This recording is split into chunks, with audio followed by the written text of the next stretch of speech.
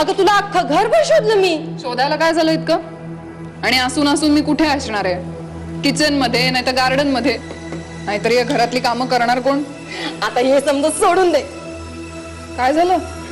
इतकं खुश होण्यासारखं काय आहे? काय झालं?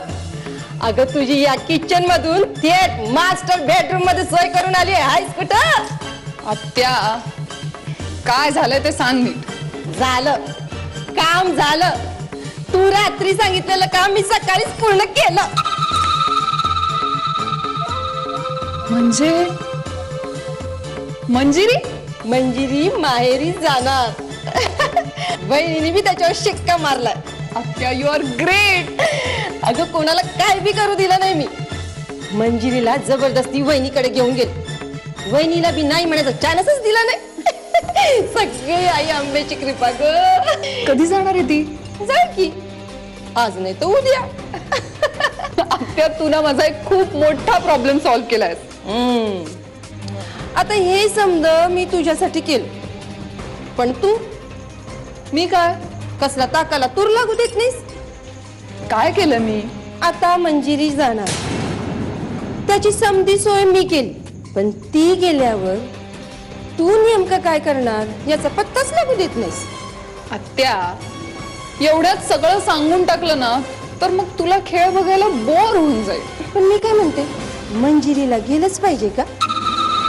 नाही म्हणजे तिनं पण पाहिलं असतं ना इथं राहून तुझा हा खेळ. नाही आत्या, गुलाबा जवळचे काटे बाजूला केले ना की गुलाब सहज आपल्या हातात येतो. लय लांबचा विचार करायलीस तू. आता आत्या, अजून एक छोटस काम तुला करायचं.